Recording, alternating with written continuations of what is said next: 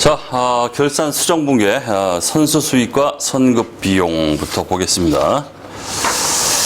자, 뒷페이지 먼저 보시면은 결산 수정분계 미수 수익과 미지급 비용 나오고 있죠. 자, 요 네 개를 같이 보셔야 됩니다. 같이. 자, 간단한 얘기긴 하지만은 좀 깊숙하게 우리 수업용으로 나올 수 있는 건 한번 다 100% 다 폭발을 시켜버리도록 하겠습니다. 자, 먼저 발생주의라고 하는데 현행 회계사상에서는 현금주의를 인정하지 않습니다. 발생주의를 인정하죠. 발생된 기간에 그 기간만큼의 수익과 비용을 딱 인식을 해줘야 된다 이 얘기인데, 이 발생주의는 지금 우리가 하려고 하는 우리 핵심 이론의 이연계정과 또한 이 발생계정은 다음 페이지에 나오는 발생계정 해서 발생주의는 이연계정과 발생계정 두 개로 나누는데, 이연계정이 바로 선수수익, 선급비용, 그 다음 발생계정이 우리 뒷페이지에 미수수익, 미지급비용 이렇게 되어 있습니다. 어쨌든 이 네 가지는 다 발생주의입니다. 그래서 이연계정, 발생계정 이렇게 나눠서 보도록 하는데, 자, 이연계정을 먼저 보겠습니다. 자, 핵심 이론. 자, 의의를 보면 이연계정은 미리 수령한 수익과 미리 지급한 비용으로 이렇게 되어 있죠. 미리 수령했어요. 미리. 따라서 발생주의에 의하면 이건 수익이 아니에요. 그 다음 미리 지급했다 비용을. 단기 비용이 아닙니다. 그죠? 그래서 단기의 수익과 비용이 아니다. 이러다 보니까 이러한 단기의 수익과 비용이 아니라 다음 기. 그죠? 그래서 다음 기로 이연해서 인식한다 해서 이연계정 이렇게 말합니다.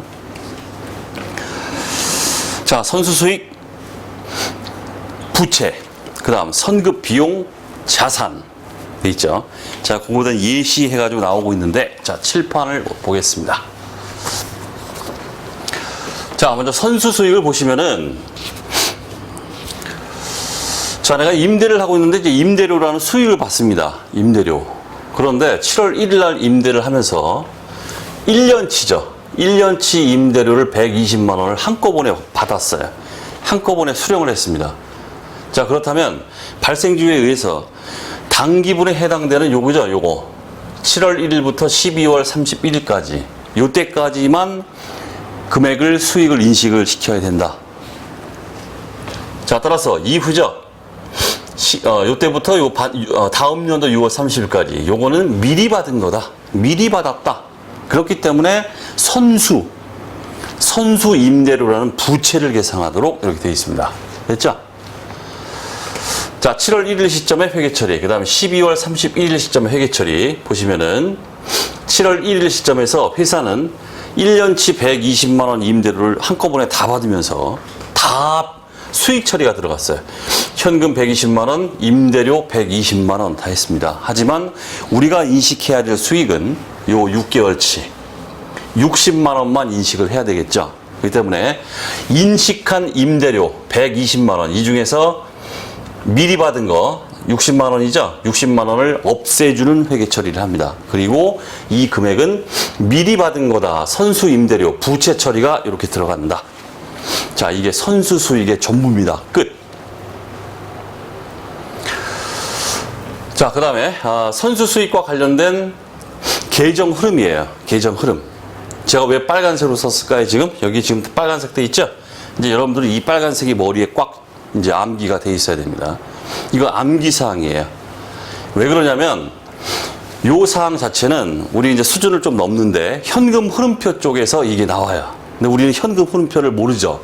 시험 범위가 아닙니다. 그렇기 때문에 얘기를 할 수 없는데, 자, 요 흐름은 요 계정 흐름입니다. 선수 임대료 계정 흐름, 요거는 선수 임대료와 관련된 모든 거래들을 싹 학자들이, 우리 교수님들이 취합을 해봤더니 결론이 이거더라 이런 뜻이에요. 결론이. 그렇기 때문에 우리 수험생 입장에서는 따지지 마세요. 이거는 받아들여야 돼요. 실제 시험에서 모든 거래 상황을 갖다가 다 이렇게 추정해가지고 요거를 도출해낸다? 있을 수가 없는 일이에요. 그렇기 때문에 암기사항. 그렇게 해봤자 실익이 없기 때문에 결국 우리 수업용으로는 요거 받아들여야 된다. 자, 다만 이제 네 가지가 이렇게 나와 있는데 암기하기가 조금 곤란할 수도 있습니다. 그래서 암기의 편의를 위해서 조금 도와드릴게요. 그게 뭐냐면은 선수 임대료는 부채죠. 부채이기 때문에 대변 기초 잔액을 갖습니다. 기초 쓰시고 그 다음에 기말 차변에 써주세요. 그 다음에 수익이죠. 수익은 대변 계정입니다. 대변 계정의 반대 계정에다가 손익계산상의 임대료, 차변의 임대료를 씁니다. 대차 차이, 나머지는 수익이죠. 현금 수령 이렇게 들어가는 거예요. 조금 이제 도와드리면 선수 임대료 부채니까 기초 써라 대변에. 그리고 반대 기말 써라. 그렇죠? 그 다음에 임대료 수익이죠. 수익. 손익계산상의 임대료, 임대료 요거는 수익의 반대 계정인 차변에다가 임대료를 써라. 대차 차이는 현금 수익이니까 현금 수령, 만약 비용이면 현금 지급입니다. 자, 암기를 좀 도와드렸습니다. 제가 어떻게 도와드릴 수 있는 방법이 없어요. 여러분들 머리 열고 머리 단면으로 잘라가지고 요걸 싹 집어넣어 드리고 싶은데 그러면 이제 살인죄로 저는 쇠고랑 찹니다. 그렇게 할 수가 없어요. 여러분들 몫이다. 철저하게. 여러분들 몫입니다. 어쩔 수 없습니다. 요 결론적으로 이제 이 빨간색 네 가지를 여러분들이 암기를 하셔야 되는데 암기를 하는 데를 좀 도와드렸습니다. 자, 그 다음 선급 비용 얘기를 하겠습니다. 선급 비용. 자, 이번에는 임차료 얘기해. 비용. 자, 내가 월세를 이제 하게 됐는데 월세 1년치 임차료를 한꺼번에 120만 원을 지급했어요. 임대인한테. 그러면서 회사는 그 120만 원 지급액을 전부 비용 처리했어요. 임차료 120만 원, 현금 120만 원 이렇게 처리했다. 자, 그런데 내가 인식해야 될 비용은 발생주의에 의해서 7월 1일부터 12월 31일 6개월치만 비용을 인식해야 되는데 1년치 120만 원을 다 인식했죠. 따라서 다음 연도 6월 30일까지 6개월분 요거죠. 이걸 미리 지급한 거예요. 미리 지급했다. 따라서 이건 비용이 아닙니다. 그래서 이걸 선급 임차료라는 자산 계정이 등장하게 된다. 라는 뜻이에요. 자, 따라서 12월 31일 시점에서는 1년치 중에서 이제 미리 지급한 거 임차료 60만 원, 반년치죠. 얘를 없애줘야 돼요. 그러면은 임차료 120, 임차료 60 퉁쳐져 가지고 단기 임차료 60만 원만 딱 계산이 되겠죠. 그리고 요 나타나는 계정이 바로 선급 임차료 자산 계정입니다. 자, 이렇게 이제 선수 수익, 선급 비용 두 개가 바로 이연 계정이에요. 발생주의의 이연 계정. 자, 그다음에 고속철 풀이법 빨간 거 보세요.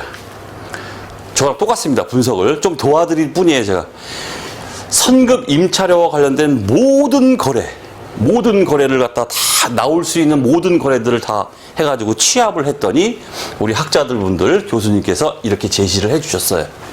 이거더라. 우린 받아들이면 됩니다. 자, 도와드리면 조금 암기 편의를 위해서 선급 임차료 자산이죠. 따라서 차변 기초 잔액이 나와요. 기초 딱 씁니다. 그럼 반대 이제 기말 나오겠죠. 기말. 그 다음에 손익계산서에 계상되는 임차료 비용. 얘 비용이죠. 비용은 차변 계정이죠. 차변 계정의 반대 계정에다가 쓰는 겁니다. 임차료 이렇게. 그리고 비용이기 때문에 이제 대차 차이. 현금 수령이 아니라 비용이기 때문에 현금 지급액. 여기 딱 아구가 딱 맞아요. 아구가. 지금 그 암기의 편의를 위해서 말씀드리는 겁니다. 자, 요걸 다시 한번 말씀드릴게요. 자, 선수 수익이라고 그랬죠? 선수 수익은 부채다. 따라서 대변의 기초를 쓰고 반대의 기말을 써라. 그 다음 손익계산상 임대료 수익이죠? 선수 수익은 대변 계정이니까 반대 계정인 차변에 써라. 그리고 대차 차이로 수익이기 때문에 대차 차이에 현금 수령을 써라. 그럼 아구가 딱 맞는다. 됐죠? 제가 도와드릴 수 있는 부분은 여기까지입니다. 이것도 이제 똑같이 이제 분석할 겁니다. 자, 됐고.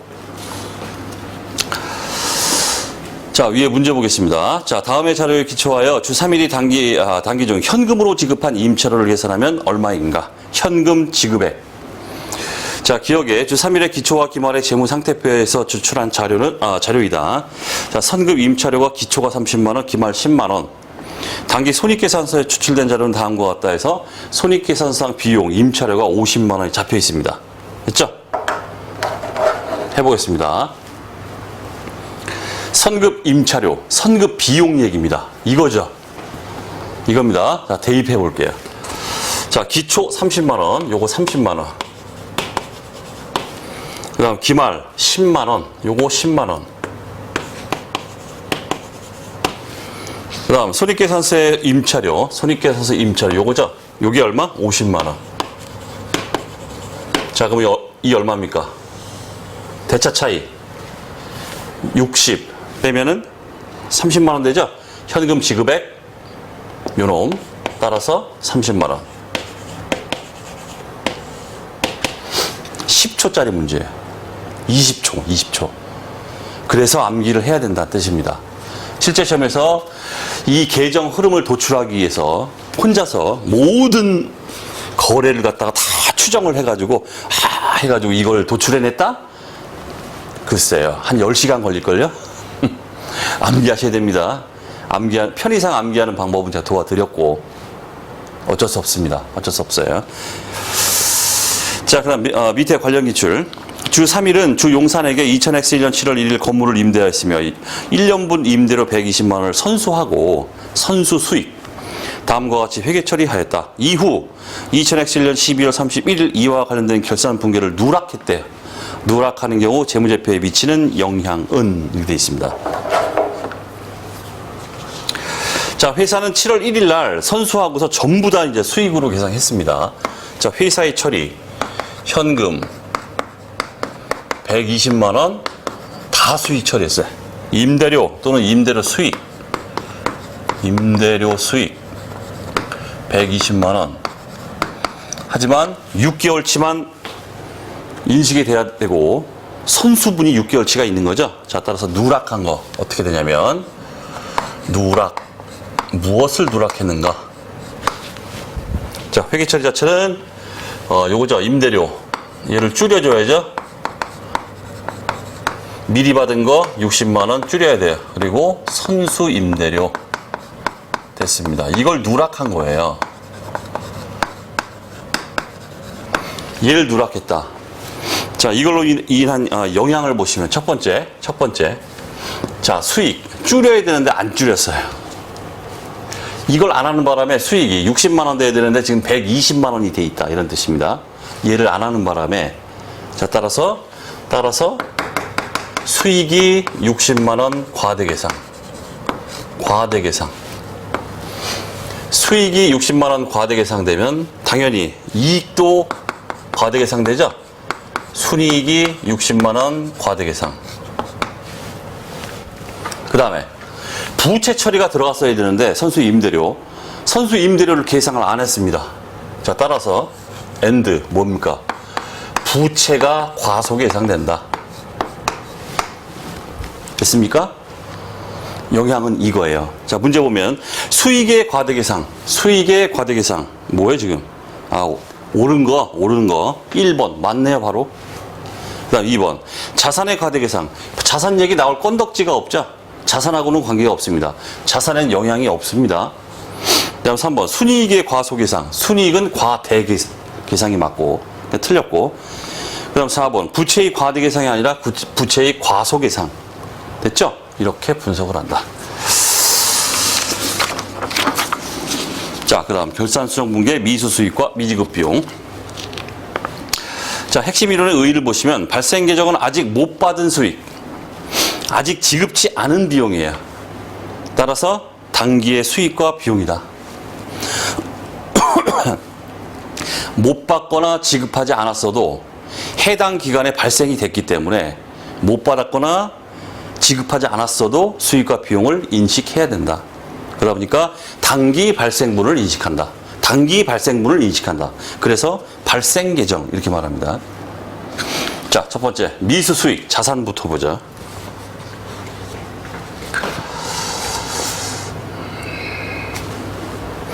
자, 내가 임대를 하고 있는데 이 임대료를 받아야 되는데 자, 다음 연도 6월 30일에 1년치 임대료 120만 원을 한꺼번에 수령했어요. 12월 31일 시점에서 6개월치를 받았어야 되는데 못 받고 1년치를 다음 연도 6월 30일에 한꺼번에 수령했습니다. 그러면 기중에는 어떨까요? 기중에 뭔가 액션이 없었었죠. 그러니까 아무런 회계 처리는 없어요. 하지만 기말에 가서 12월 31일에 가서 수정분계를 해야 돼요. 수정분계. 뭘 해야 됩니까? 수익을 인식해야 돼요. 어떻게? 요만큼. 6개월치의 수익을 인식해야 되기 때문에 임대료 6개월치 60만 원 잡아주시고, 아직 못 받았죠? 미수 임대료 60만 원 자산 처리가 들어갑니다. 이렇게. 자, 역시나 미수 수익과 관련된 모든 거래를 전부 취합해서 결론을 내려주셨습니다. 우리 교수님들이 요게 아구가 딱 맞더라. 자, 똑같은 분석 기법을 편의상 말씀드릴게요. 자, 미수 임대료 자산이죠. 기초에 써주세요. 차변에 기초 써주시고 대변에 기말 써주세요. 그 다음 손익계산서에 계상되는 임대료 수익이죠. 수익 대변 잔액입니다. 대변 잔액은 반대로 하라고 그랬죠. 차변에다가 임대료 쓰세요. 그 다음 대차 차이는 수익이기 때문에 대차 차이 여기 나오죠. 현금 수령액. 이렇게 하면 아구가 딱 맞습니다. 자, 그 다음 미지급 비용 보겠습니다. 자, 임차료를 지급을 해야 되는데 안 하다가 1년치를 다음 연도 6월 30일에 한꺼번에 1년치를 임차료 120만 원을 지급을 했다. 이런 얘기입니다. 반대 상황이죠. 어쨌든 기중에는 회계 처리가 없는데 기말에 가서 수정분계가 나타나야 돼요. 어떻게? 지급을 안 했어요. 6개월치를. 얘는 6개월치를 못 받은 거고. 그죠? 6개월치를 지급을 안 했기 때문에 미지급 임차료. 지급을 안 했다고 그냥 넘어갑니까? 발생주의, 비용 인식을 해야 됩니다. 6개월치 비용, 임차료 60만 원. 그 다음에 미지급 임차료, 부채입니다. 부채 60만 원. 이러한 결산 수정 분계가 나타나야 된다. 그 다음 똑같이 고속철 풀이법. 자, 미지급 임차료, 부채죠. 부채의 잔액은 대변입니다.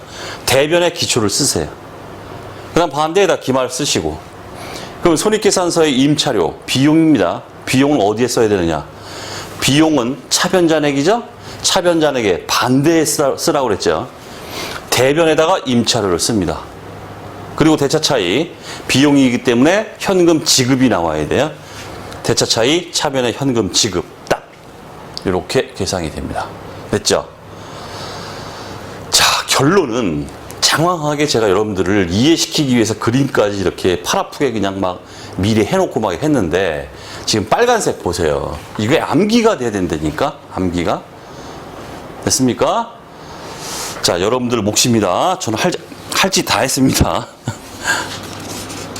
자, 문제를 보도록 하겠습니다. 위에. 자, 다음은 주 3일에 보험료와 관련된 미지급 비용의 계정에 대한 자료이다. 기억. 미지급 비용의 기초잔액은 15만 원이다. 미지급 비용의 기초잔액은 15만 원이다. 기초잔액은 15만 원이다.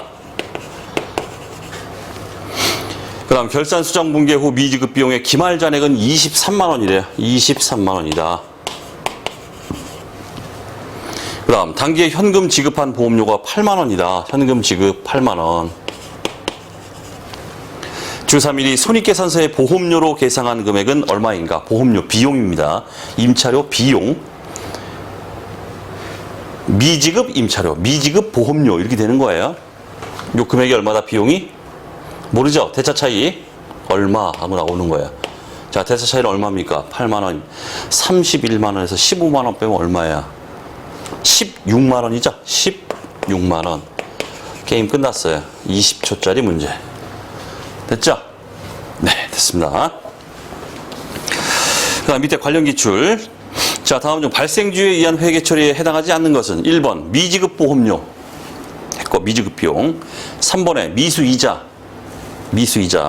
미수수익, 그 다음 4번에 선급 비용 다 발생주의. 자, 2번에 외상 판매한 상품 판매 대금 수취 시에 상품 매출액으로 인식했다. 일명 현금주의입니다. 우리 발생주의가 현행 회계 사상이기 때문에 현금주의는 인정하지 않습니다. 2번 틀렸고. 자, 그 다음 결산수정분계 외화자산부채의 환산 보겠습니다. 자, 외화자산부채와 관련해서 먼저 알아둘 거. 자, 외화자산. 외화부채가 있을 수 있다. 자, 어찌됐든 외화자산은 만약에 환율이 상승했다. 그냥 조선말 그대로 쓰겠습니다. 환율이 상승했다 하게 되면 자산 입장에서는 받을 돈이 늘어난 거예요. 받을 돈이 증가했다. 따라서 이익봉보다. 반대로 환율이 하락했다 하게 되면 받을 돈이 감소한 거기 때문에 손실이다. 일단 이렇게. 그 다음 외화 부채 입장에서 보면은 환율이 상승했다 하게 되면 내가 줄 돈이 많아진 거예요. 줄 돈이 증가했다. 줄 돈이 증가했으니까 손실이다. 반대로 환율이 하락했다 하게 되면 줄 돈이 감소했다. 따라서 이익이다. 됐습니까? 자, 이것부터 챙겨야 됩니다. 우리 외화 환산과 관련된 얘기는. 자, 핵심 이론 보겠습니다. 자, 외화 환산 손익하고 외환차 손익이 나오고 있죠. 외화 환산 손익은 가지고 있는 외화 자산 부채가 있는데 기말에 가서 12월 31일 시점 기말에 가서 환율을 조사해서 그 차이를 인식하는 겁니다. 외화 환산 이익, 외화 환산 손실 이런 식으로. 그다음 외환차 손익, 즉 외환 차익, 외환 차손. 요거는 가지고 있는 외화 자산이다. 그러면 가지고 있는 외화 자산이 있으면은 언젠가 회수될 때가 있겠죠. 그죠? 그 회수 시점의 환율과 따지는 거예요. 부채인 경우에는 상환 시점이 있겠죠. 그 상환 시점의 환율과 따져서 외환 차익, 외환 차손 이렇게 인식합니다. 다시 기말에 평가하는 건 외화 환산 손익. 그다음 가지고 있는 자산 부채가 회수되거나 상환되는 시점의 환율과 비교하는 건 외환 차손익, 외환 차익, 외환 차손. 끝. 자, 보죠. 외화 환산 손익. 자, 화폐성 외화 자산 부채를 기말 마감 환율로 환산 시에 환율 변동으로 발생하는 손익이다. 똑같이 환율이 오르면 외화 자산은 이익이고 외화 부채는 손실이 계산된다. 자, 예시 보죠.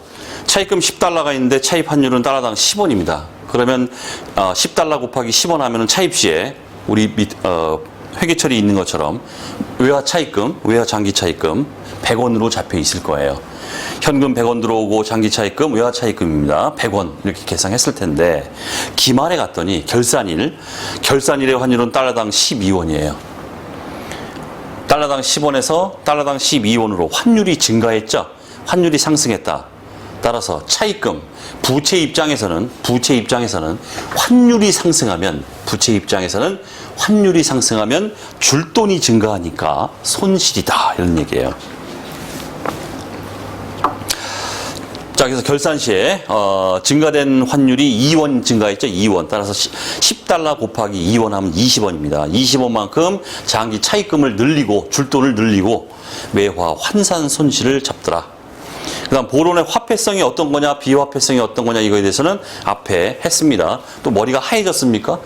제가 그런 얘기 했잖아요. 미화, 선비 뭐 이런 얘기. 지금 뭐 보론에는 대표적인 것만 나와 있지만은 뭐 미지급금 이런 것까지 다 들어간다고요. 선비 이 얘기 했었죠? 이거 머리가 또 하얘졌습니까? 자, 앞에서 다 말씀드렸고 그 다음 외환차 손익. 화폐성 외화자산 부채를 회수 상환하는 경우에 환율 변동으로 발생하는 손익이다. 예시 차입금 10달러 전기말 장부가가 120원으로 잡혀 있습니다. 그러면 뭐 잡혀 있는 게 달러당 뭐예요? 12원인가요? 12원의 환율이 돼서 잡혀 있는 상태인데 상환을 했어요. 상환 시 환율이 그런데 달러당 15원입니다. 12원짜리가 15원으로 환율이 증가됐죠. 차입금 부채 차원에서는 어떻습니까? 손실이죠? 환율이 오르면 손실입니다. 자, 따라서 자, 현금으로 줘야 될 돈은 10달러 곱하기 상환 시점의 환율 15원 하니까 150원 나가고 가지고 있는 장기 차입금 전기말 장부가 120원 없어지고 외환차손 30원. 외환 차손만 딱 별도로 구하려면 어떻게 됩니까? 10달러 곱하기 얼마 올라갔어요? 3원 올라갔죠? 10달러 곱하기 3원, 30원, 외환 차손 이렇게 하면 됩니다. 됐죠? 이 똑같은 문제가 이제 위에 아래에 이제 문제가 있는데 한번 보겠습니다. 자, 주 3일 자동차는 2000X 1년 1월 1일 자동차 10대를 한 대당 2,000달러의 외상으로 수출하였고, 수출했으니까 뭐 자산이네요. 외화 매출 채권. 그 다음 2000X 1년 7월 1일 7대에 해당하는 매출 채권을 회수했습니다. 기말 현재, 그러니까 돈을 회수했다는 뜻입니다. 매출 채권. 그러니까 외환 차손익이 나오겠죠. 요것부터 해볼까요? 자, 2000X 1년 1월 1일에 환율이 그 표에 보니까 달러당 1,200원인데 7월 1일에 보니까 환율이 올라갔습니다. 1,300원으로 1,200에서 1,300으로 100원 올라갔죠. 그러니까 자산 측면에서는 환율이 올라갔다 그러면 받을 돈이 증가하는 거기 때문에 외환 차익이 생깁니다. 외환 차익 먼저.